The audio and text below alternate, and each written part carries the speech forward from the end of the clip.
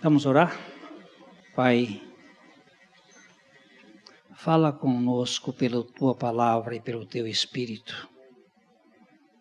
Glorifica Jesus Cristo, Teu Filho, nos nossos corações. Edifica a Tua Igreja. Salva aqueles a quem tens designado para a salvação.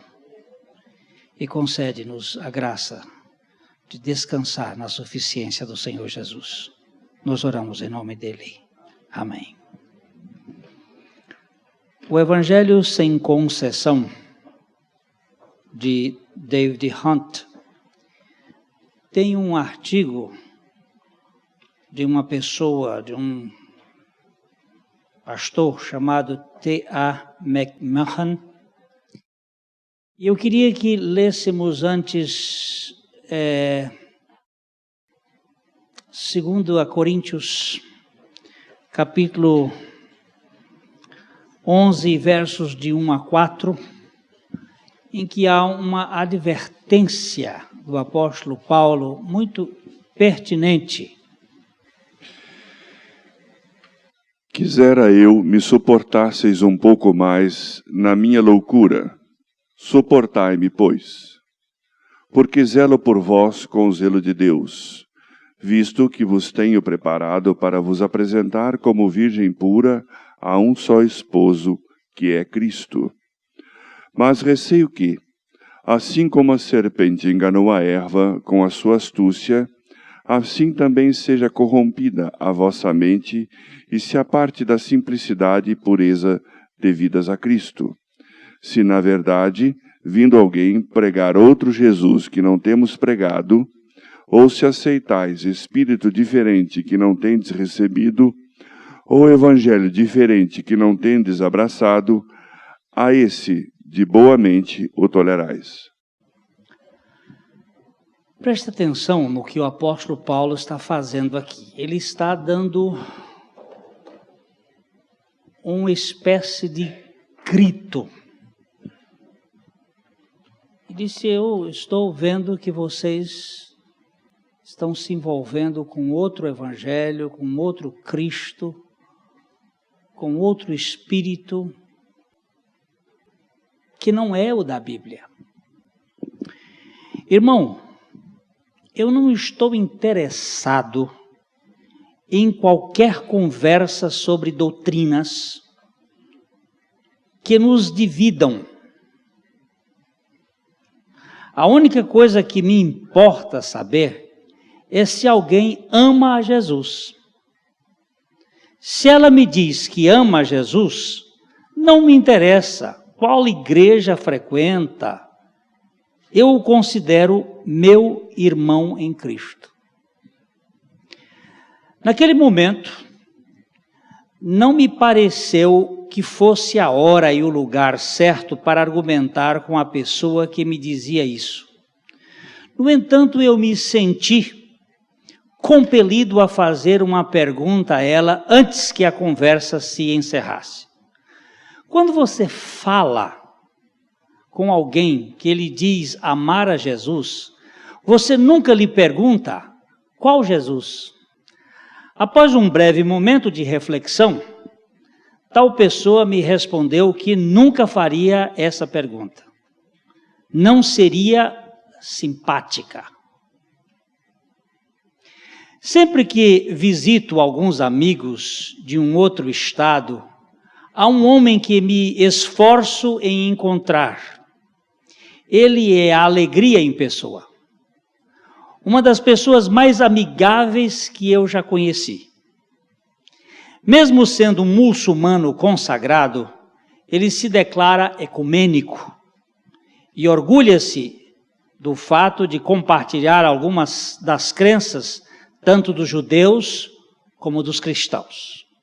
Ocasionalmente ele frequenta uma igreja com um dos meus amigos pessoais e de fato aprecia a experiência e a comunhão daquela igreja.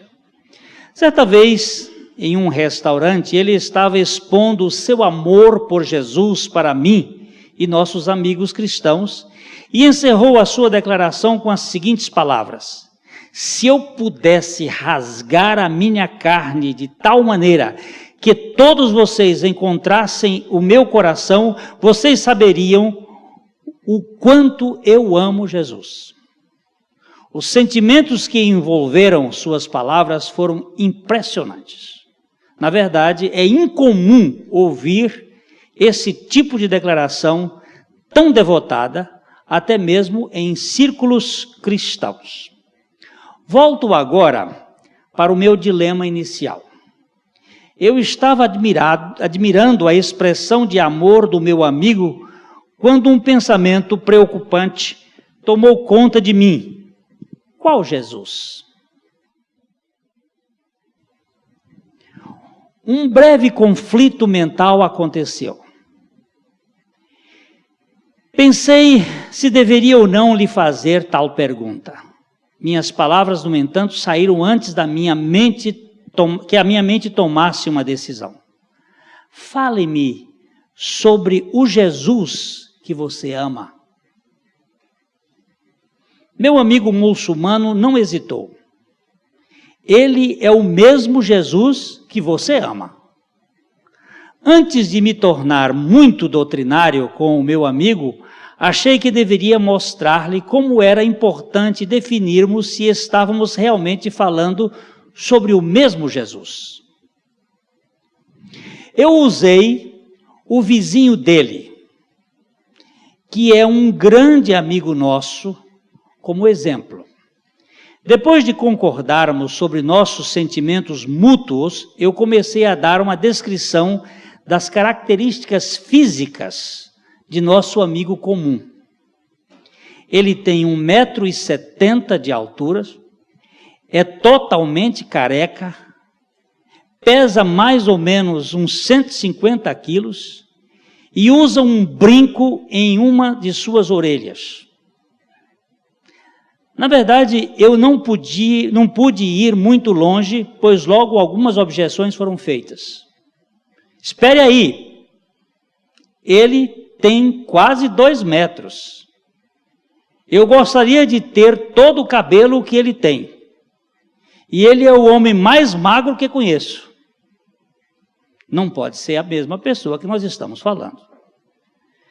Meu amigo acrescentou que certamente não estávamos falando sobre a mesma pessoa. Mas isso realmente faz alguma diferença? Perguntei. Ele me olhou com incredulidade. Mas é claro que faz. Eu não tenho um vizinho que se encaixe na sua descrição. Meu vizinho não é careca, não é gordo, não é baixo. Talvez você esteja falando de uma outra pessoa, mas não do meu bom vizinho e amigo. Então destaquei o fato de que, se verdadeiramente aceitássemos a descrição que eu acabara de dar, certamente não estávamos falando da mesma pessoa. Ele concordou. A seguir, continuei descrevendo a Jesus que eu conhecia. Eu disse, o meu Jesus, ele foi crucificado, ele morreu na cruz pelos meus pecados. O Jesus que você conhece fez o mesmo? Ah, não. Alá o levou para o céu logo antes da crucificação.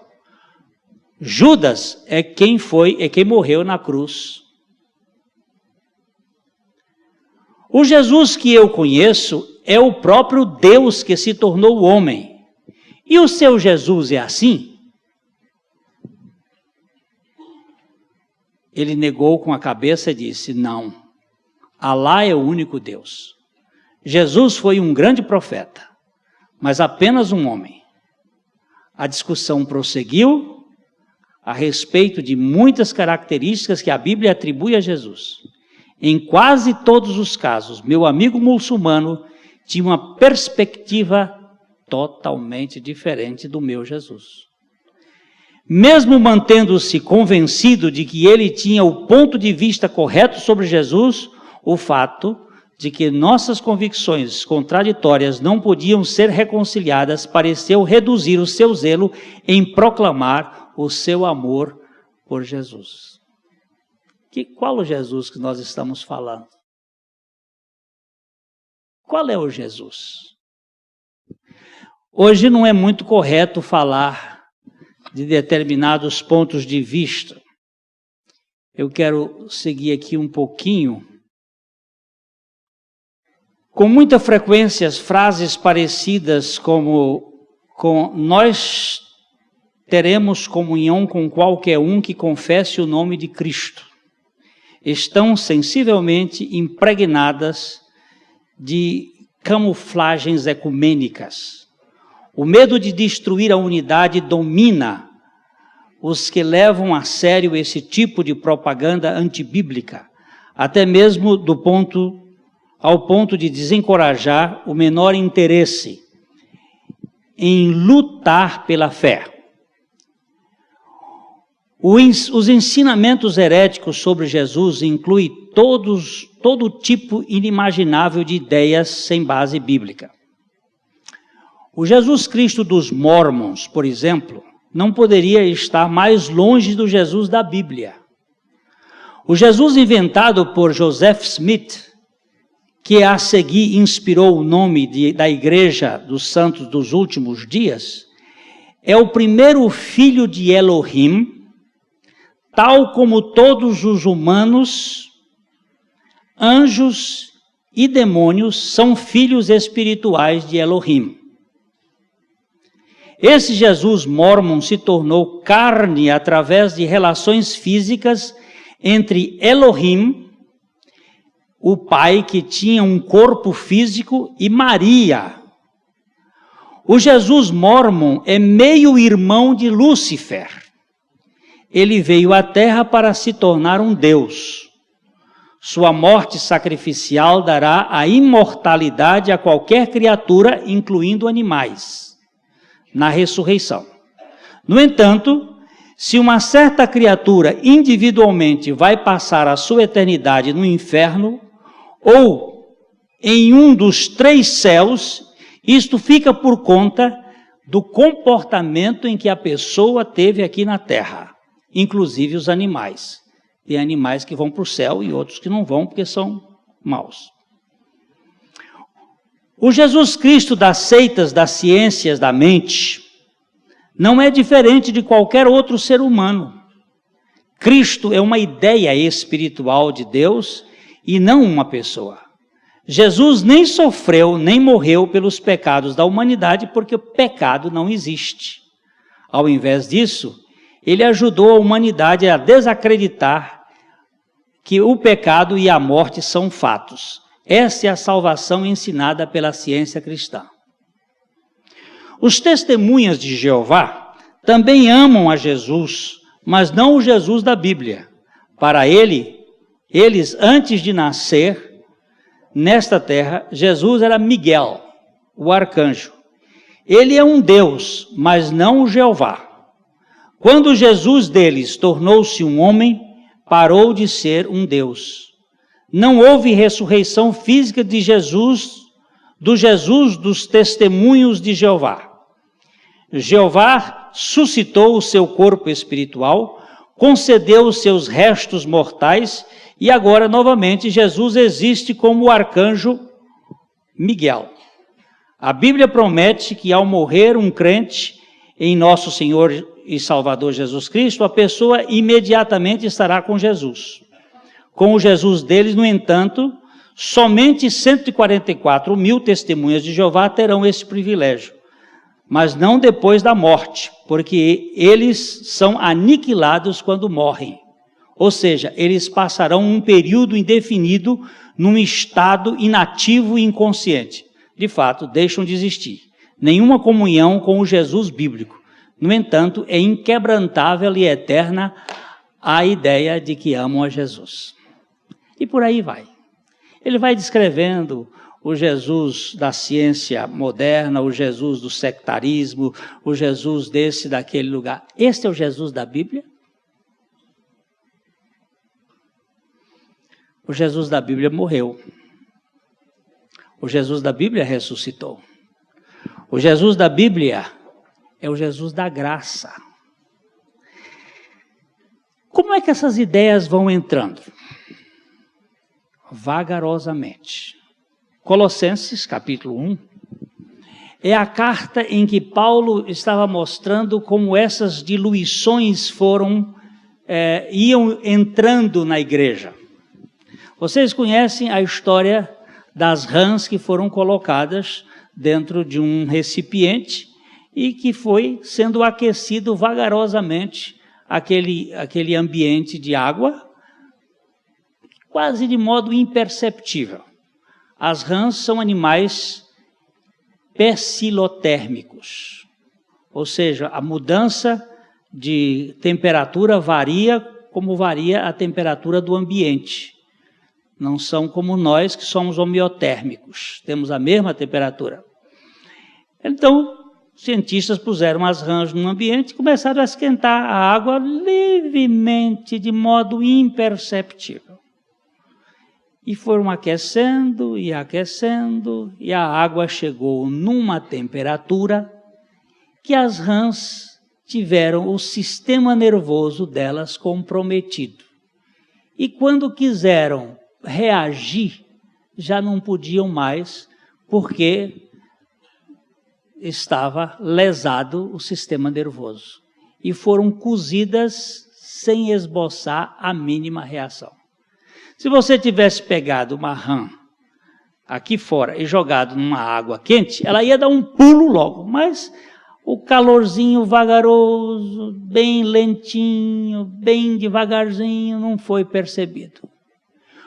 O que o Hunt e a turma que está escrevendo aqui diz é exatamente como foi penetrando vagarosamente determinadas ideias que acabaram descaracterizando o cristianismo.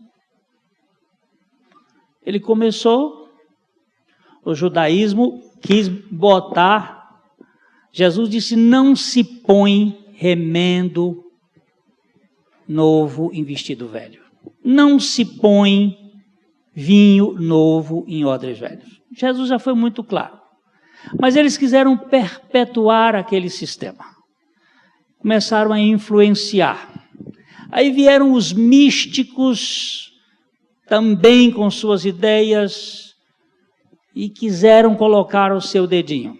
Aí vieram os filósofos, a filosofia grega com o gnosticismo misturado com o conhecimento e deram ao seu... E Paulo então começa...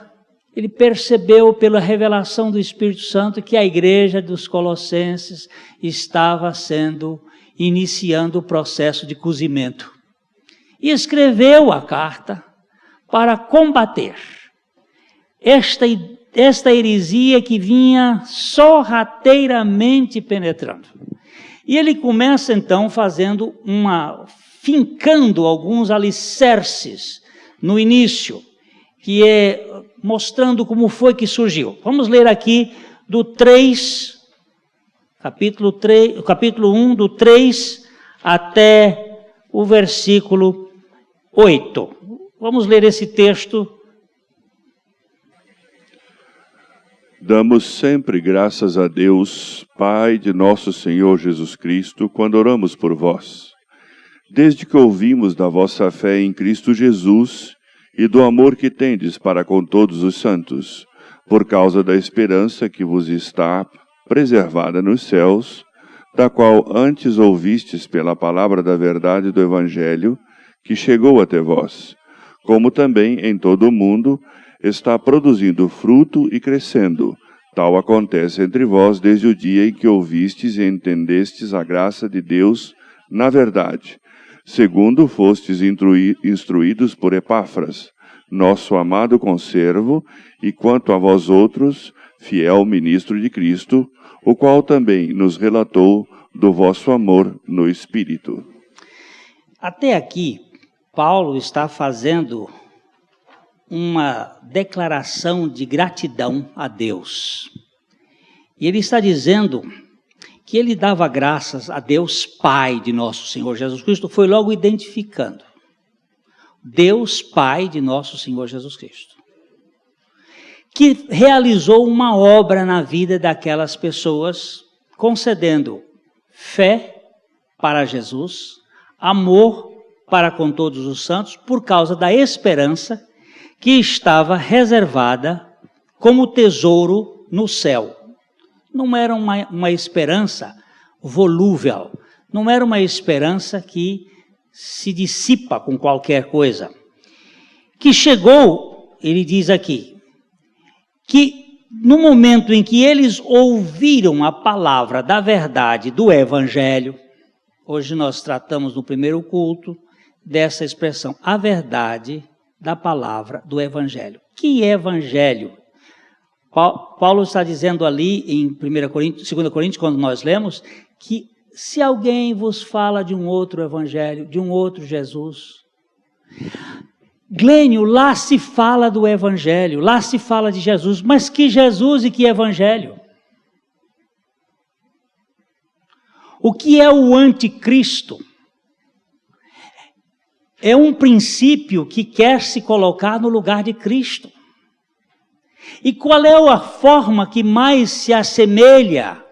Não é a imitação?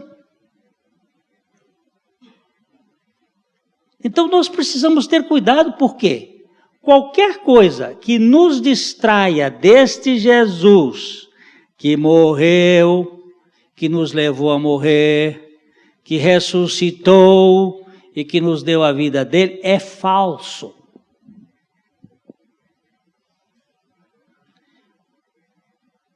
Que Jesus é este? Que evangelho é este? O evangelho de Jesus Cristo é o evangelho da graça. O que faz o cristianismo ser diferente de tudo? O que faz o cristianismo ser singular? Só tem uma coisa. Isso já contei aqui outra vez, que estava na Universidade de Oxford, discutindo lá os professores, discutindo para saber qual era a coisa que fazia o cristianismo ser diferente de budismo, de confucionismo, de islamismo. Confucionismo e islamismo é a mesma coisa? Não. De zoroastrismo, de shintoísmo. Qual é o que faz o cristianismo ser diferente? Aí um disse que era o nascimento virginal de Cristo. Nascimento virginal de Cristo. Não. Tamuz, filho de Samiramis, aquele Tamuz, que é o filho de Nimrod, da Babilônia, que tem o pênis representado em tudo quanto é cidade do mundo, aquele obelisco de Tamuz, é o filho da Virgem. Vocês não já viram o obelisco de Tamuz? Em tudo quanto é cidade grande tem. Felizmente Londrina não tem. Mas é um pênis chanfrado nas pontas. Aquilo é o falo, uma das primeiras divindades. É filho da Virgem. Aliás, o contexto de Maria está todo voltado para a Samiramis, tudo lá dos babilônios. Então não é o nascimento virginal. Aí disseram, não, é a ressurreição de Cristo. Aí lá na Índia tem um Deus que morreu e ressuscitou. Nisso entrava lá na reunião o C.S. Lewis, aquele escritor famoso. Aí perguntaram para ele assim, Lewis, o que faz o cristianismo ser diferente de tudo? E ele deu só uma palavra, a graça. A graça. Não existe graça no budismo, no confucionismo, no maometismo, não existe graça. Só existe graça na legítima fé cristã. Porque a igreja de Jesus Cristo hoje também está invadida da não graça. Graça é Deus dando e fazendo tudo a quem nada merece. Isso só tem no Evangelho. Por isso Paulo diz assim, quando, vamos ver o versículo, a minha Bíblia já passou a página. Estou aqui me lembrando da história do pastor que estava lendo sobre Eva e dizendo que Eva era muito linda, que Deus criou Eva formosa, e etc. E as páginas passaram assim para a arca. E ele disse, irmãos, ela era linda, olha, e foi fazendo, e tinha 315 côvados de comprimento. Ele disse, meus irmãos, o negócio aqui é coisa demais. Então vamos lá, a minha página passou e eu quero agora voltar aqui. Capítulo 1, verso 6. Que chegou até vós, como também em todo o mundo, está produzindo fruto e crescendo, tal acontece entre vós, desde o dia em que ouvistes e entendestes a graça de Deus na verdade. No verso 5 ele disse que antes ouvistes pela palavra da verdade do evangelho que chegou até vós. A palavra da verdade do evangelho que chegou até vós, como também chegou em todo o mundo, ou está chegando em todo o mundo e produzindo fruto e crescendo, tal acontece entre vós. Aí tem uma vírgula que diz assim, desde o dia em que ouvistes e entendestes a graça de Deus na verdade. Desde o dia em que ouvistes e entendestes a graça de Deus na verdade. Aqui é o ponto fundamental para combater toda a heresia da carta. Porque se você não ouvir da graça, você não vai poder crer, e se você não crer, você não vai poder entender. A ordem bíblica é saber, crer e entender. Nós só podemos crer se ouvirmos, porque a fé vem pelo ouvir. E só podemos entender se crermos. Jesus disse para Marta, não te disse eu que se creres, verás a glória de Deus? Não é se vires, crerás, mas se creres, verás. Paulo disse, eu sei em quem tenho crido e estou bem certo, que é poderoso. Eu sei, só se sabe por ouvir, eu sei em quem tenho crido e estou bem certo. O entendimento é depois da fé que nos foi dada.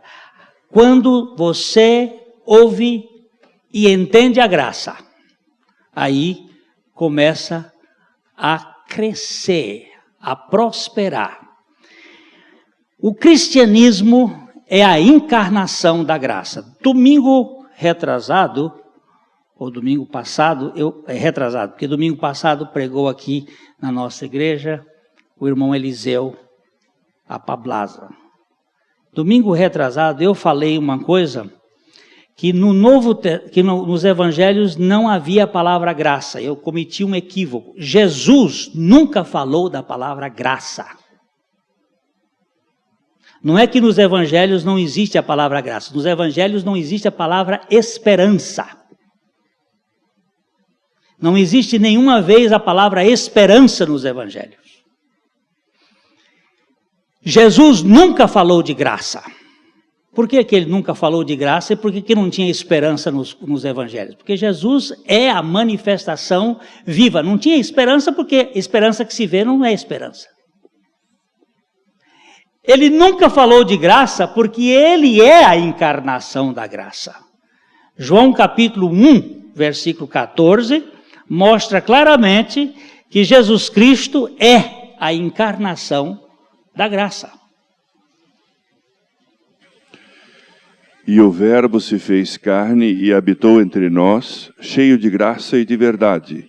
E vimos a sua glória, glória como do unigênito do Pai. Veja bem que aqui nós temos o Jesus da Bíblia, é aquele que se fez carne, o Cristo que se fez carne e habitou entre nós cheio de graça e de verdade. Ele se esvaziou da glória mas encheu-se da graça. Graça é a manifestação do amor de Deus em favor do mais indigno. No verso 17, aí embaixo, mostra claramente que há uma divisão entre Cristo e Moisés. Porque a lei foi dada por intermédio de Moisés. A graça e a verdade vieram por meio de Jesus Cristo. Graça e verdade. E Paulo está dizendo ali no texto, a graça de Deus na verdade. Nós não temos um evangelho de superficialidade, nós temos um evangelho de graça. E um evangelho de graça baseado na verdade. É este evangelho que faz a diferença e que Paulo diz em Atos, capítulo 20, verso 24.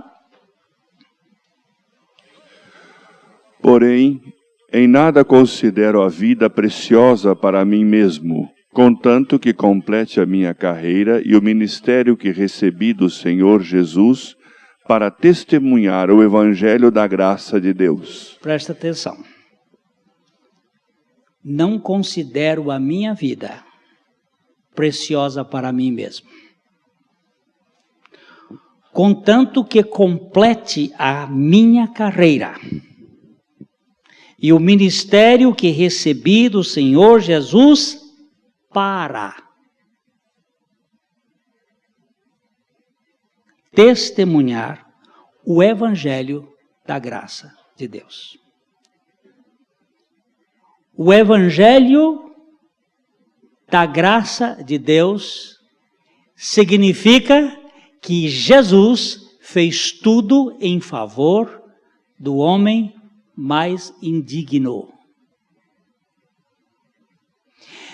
Não são as minhas obras que vão entrar aqui para melhorar o meu desenvolvimento, nem o meu conhecimento, que é a ideia gnóstica, que eu vou evoluir, mas é a pessoa de Cristo, na sua totalidade, fazendo tudo em favor do mais indigno dos pecadores. 4 coisas são importantes com relação à graça. E nós precisamos ver isso aqui rapidamente. Em 2 Coríntios capítulo 6, nós precisamos receber a graça de Deus, mas recebê-la não de maneira vã. 2 Coríntios 6, 1. E nós, na qualidade de cooperadores com ele, também vos exortamos a que não recebais em vão a graça de Deus. Esse texto está relacionado, que a Bíblia não foi escrita em capítulos e versículos. A Bíblia era escrita, os livros eram inteiriço. Isso aqui foi feito já no século IX para o século X, que os monges resolveram, para facilitar encontrar os textos, que também as Bíblias não eram feitas assim como nós temos hoje de papel aqui, eram rolos. Então eles fizeram para ajudar a facilitar, botar capítulos e versículos. E esses foram feitos até sem muita técnica. Alguns são cortados no meio, outros, alguém disse que eles fizeram montado no camelo ou no cavalo. Então, quando o cavalo tropeçava, era um capítulo. Aí, quando o cavalo andava com um pouquinho assim, era um versículo. Porque não tem lógica. Isso aí foi feito muito depois. E este versículo 1 está ligado ao versículo 17 do capítulo 5. E assim, se alguém está em Cristo... Não, eu disse 17, é 21. Ele está ligado ao 21. Aquele que não conheceu o pecado, ele o fez pecado por nós, para que nele fôssemos feitos justiça de Deus. Aí continua o verso 26. E nós, na qualidade de cooperadores com Ele... Com Ele com também, quem? Com Ele com quem? Volta para cima. Ele o fez pecado por nós. Aquele que não conheceu o pecado, Ele o fez pecado por nós. Ele quem? Deus. Volta um tiquinho para cima no verso 20. De sorte que somos embaixadores em nome de Cristo, como se Deus exortasse por nosso intermédio. Em nome de Cristo, pois, rogamo-vos que vos reconcilieis com Deus. Então é Deus que está exortando, como nós como embaixadores dele, para que os homens se reconciliem com Deus, em nome de Jesus Cristo. E aquele que não conheceu o pecado, é Cristo. Deus o fez, Ele o fez, é o Pai, é Deus Pai, o fez pecado por nós, para que nele fôssemos feitos justiça de Deus. Aí ele segue dizendo, e nós, na qualidade de cooperadores com Ele com quem? Somos cooperadores de Deus, também vos exortamos a que não recebais a graça em vão, a graça de Deus. Como é que se recebe em vão a graça de Deus? Ora, se graça é Deus dando e fazendo tudo a que nada merece, como é que se recebe em vão a graça de Deus?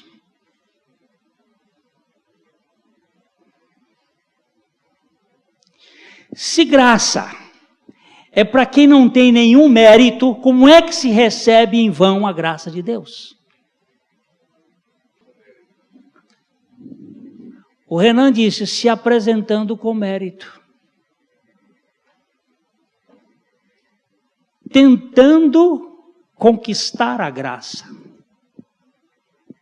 Tentando merecer. Quem deve ser aprovado na escola? Quem estudou ou quem não estudou?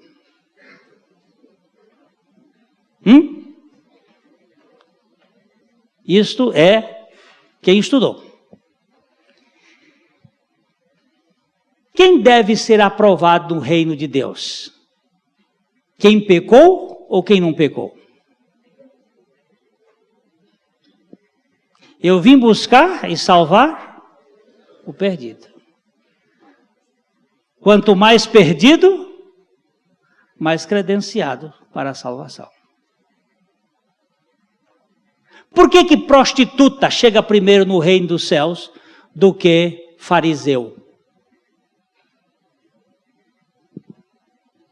Por quê? Eu não estou escutando, eu sou meio surdo. Porque a justiça própria impede. Quando eu julgo uma pessoa, eu estou em que posição? Eu estou numa posição de juiz. Esta é a posição que eu tenho. Eu não sou como os demais homens, roubadores, adúlteros. Tem misericórdia de mim, pecador. Por que um foi justificado, o outro não? O que é graça?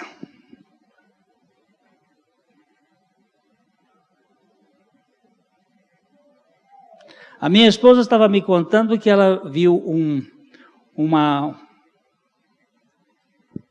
entrevista sobre atores lá de Nova York, e aí tem um de Los Angeles, lá de Hollywood, e estava fazendo uma pergunta, é um curso de atores, e o professor pergunta, se você chegar no céu, o que você gostaria de ouvir Deus dizer? Então, uma artista, uma dessas artistas, a celebridade, disse assim, e eu ia dizer, ué, eu estou aqui? Se eu chegar no céu, eu vou ficar muito admirada, como é que eu cheguei? Eu digo, essa moça sabe o que é graça. Matthew Henry, um dos grandes teólogos do século XVII, ele disse uma coisa assim: 3 coisas eu vou ficar abismado quando eu chegar no céu. Primeiro, que eu não vou encontrar pessoas que eu pensava que eu ia encontrar. Eu tinha certeza que eu ia encontrar com elas e não vou encontrar. Segundo, que eu vou encontrar gente que eu nunca imaginava que ia estar lá. E vai estar. E terceira, e mais espetacular de todas, é que eu vou estar. E é um espanto. Por quê? Ele entendia o que é graça.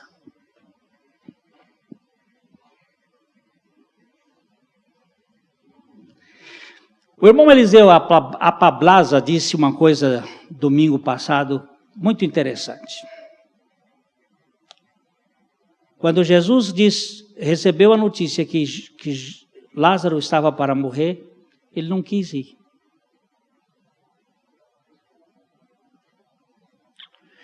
Ele esperou o Lázaro morrer. E ele disse, ele esperou por mais 2 dias para ter toda a consciência de que Lázaro estava bem morto. Jesus ressuscitou 3 defuntos no seu ministério aqui na terra. Todos 3 estavam mortos, mas estava um que estava mais morto do que outro. Porque a filha de Lázaro, de Jairo, era mortinha fresca. Estava quente ainda, mas estava morta. O filho da viúva de Naim ainda não estava podre, mas estava morto. Mas Lázaro, além de morto, já fedia. Então há uma morte que está bem morta. Já não tem mais jeito. Não tem catalepsia. Não tem retorno. Jesus queria que Lázaro chegasse ao fim. Porque ele disse, a vida da carne não serve para Deus. Só a vida ressurreta. Graça atinge o homem na sua maior desgraça. Quanto pior, melhor.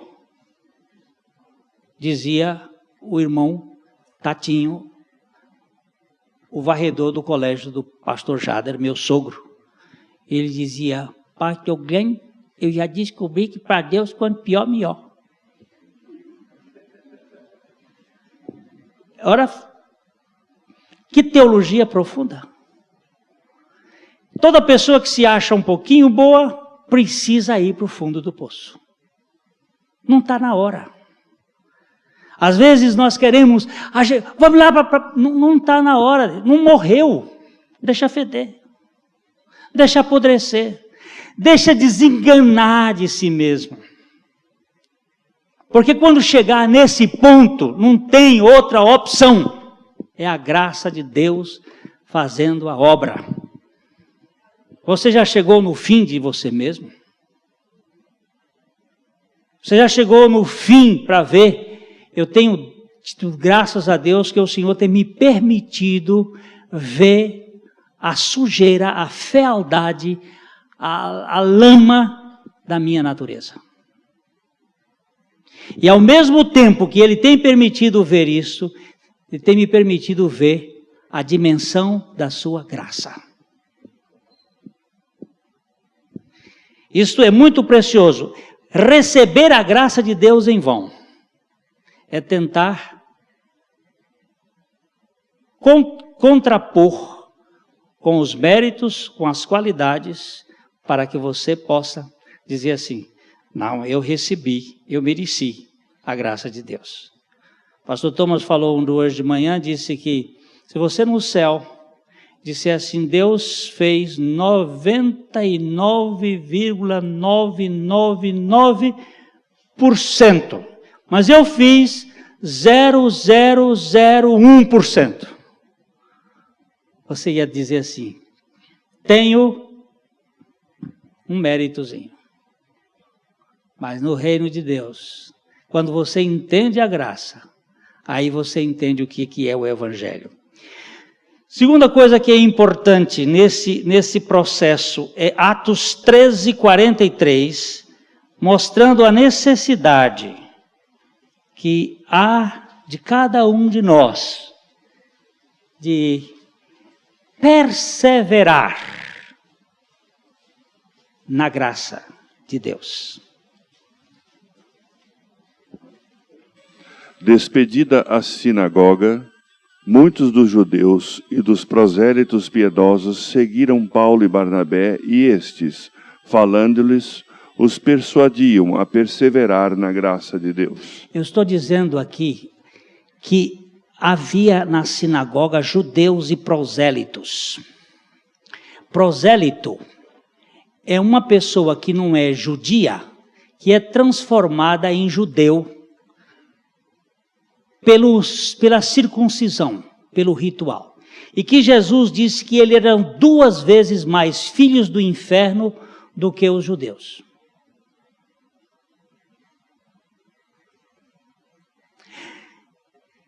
Havia judeus e prosélitos religiosos que estavam ouvindo, e Paulo não disse, vocês perseverem em outra coisa, ele disse, vocês perseverem na graça. Vocês não recebam a graça de Deus em vão tentando competir com ela. No campo do mérito é Schumacher quem ganha. Por que ele ganha? Porque ele é melhor. No campo da graça é a prostituta. Como é que chama a mulher lá da novela? Ela estava rodando bolsinha ontem lá na novela. Como é que chama ela? Nazaré. Nazaré é eleita para a salvação. Ruim, eleita para a salvação. Aquela é o protótipo da graça de Deus. Schumacher é o protótipo da antigraça. É o cara que faz. Agora, se você quiser crescer na sua vida espiritual, você tem que andar na graça. Você tem que perseverar na graça. Paulo está falando para judeu e para prosélito, que são cheios de si mesmo. Pedro, em capítulo 5, verso 12, depois de terminar a sua carta, ele diz assim, 1 Pedro 5, 12. Por meio de Silvano, que para vós outros é fiel irmão, como também eu considero, vos escrevo resumidamente, exortando e testificando, de novo, que esta é a genuína graça de Deus. Nela estai firmes. Eu quero que você se firme. Aonde? Na genuína graça de Deus.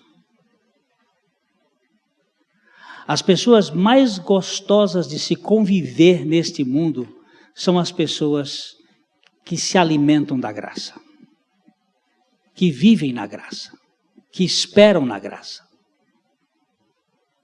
É gostoso a gente conviver com aqueles que vivem na suficiência da graça de Deus.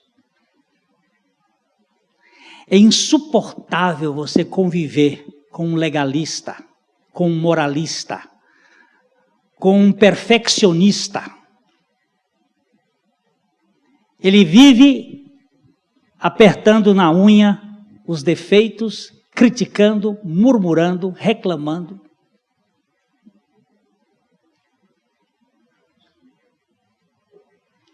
Se no céu tiver um legalista, vira inferno.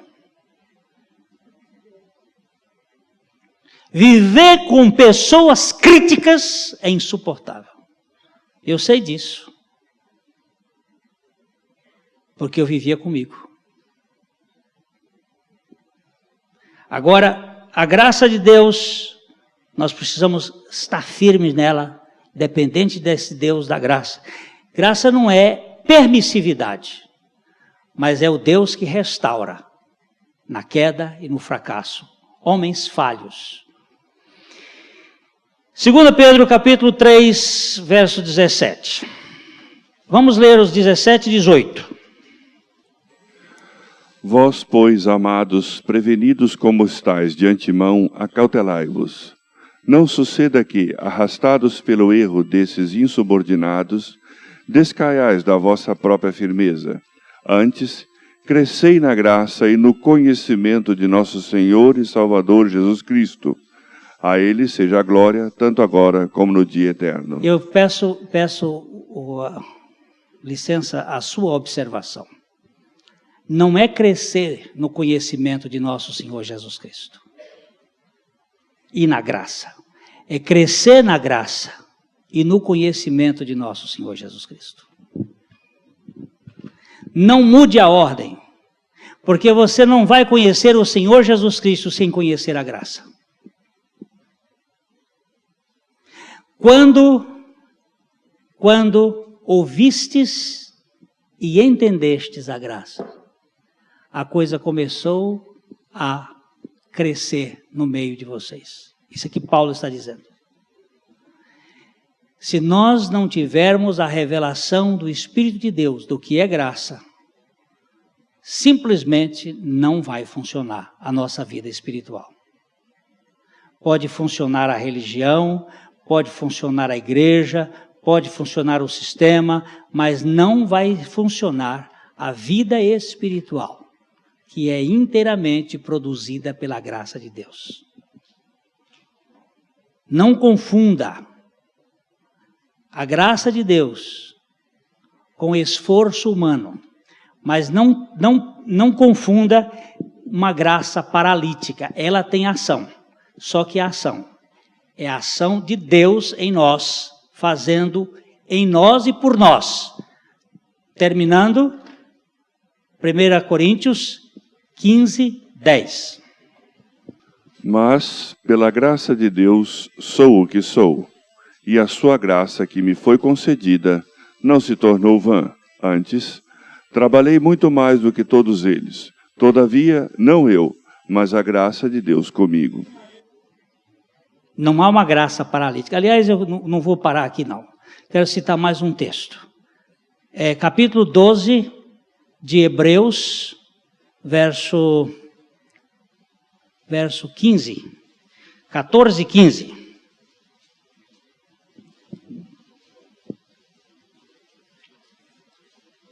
Segui a paz com todos e a santificação, sem a qual ninguém verá o Senhor, atentando diligentemente, porque ninguém seja faltoso, separando-se da graça de Deus, nem haja alguma raiz de amargura que, brotando, vos perturbe, e por meio dela muitos sejam contaminados. O escritor aos Hebreus conta a história de Esaú aqui. Esaú ficou magoado com Jacó. Jacó passou Esaú para trás. E a Bíblia diz que ele, tentando depois encontrar lugar de arrependimento, não achou esse lugar de arrependimento. Por que será que ele não achou lugar de arrependimento, mesmo com lágrima tentasse? É porque, segundo mostra o texto do contexto, ficaram raízes de amargura que impediam esta pessoa a se desenvolver. Eu tive um sonho. Eu não sei quem é a pessoa no meu sonho. Sei que era um pastor que falava comigo e dizia assim: eu não consigo perdoar. Eu não consigo perdoar. Me ajuda. Eu tenho raiz de amargura. E eu tentava olhar para ver a cara e não via. Eu estou com a impressão que Deus estava mostrando no meu coração. Raiz de amargura. Que perturba. A gente conhece os filhos dos pais que têm raiz de amargura. Eles têm uma característica. Eles são extremamente críticos. Olha os filhos de Esaú. Preste atenção. Porque se separou da graça de Deus. Meu Deus, tem misericórdia de mim. Eu preciso tremendamente da tua graça. Guarda-me no centro da tua graça. Livra-me de mim mesmo, Senhor, e dos meus conceitos e preconceitos. A gente vai andar um pouquinho mais depois para conhecer o Cristo que é revelado nesta carta, o Cristo de toda a graça. A mensagem que você acabou de assistir faz parte do Ministério de Comunicação Palavra da Cruz. Temos um grande acervo de estudos bíblicos em áudio e vídeo. Distribuímos também gratuitamente o jornal mensal Palavra da Cruz. Entre em contato conosco pelo fone 0 operadora 43 3372 8900 ou pelo e-mail livraria@piblondrina.com.br. Visite-nos pelo site www.livrariapiblondrina.com.br ou acesse www.piblondrina.com.br. Graça e paz.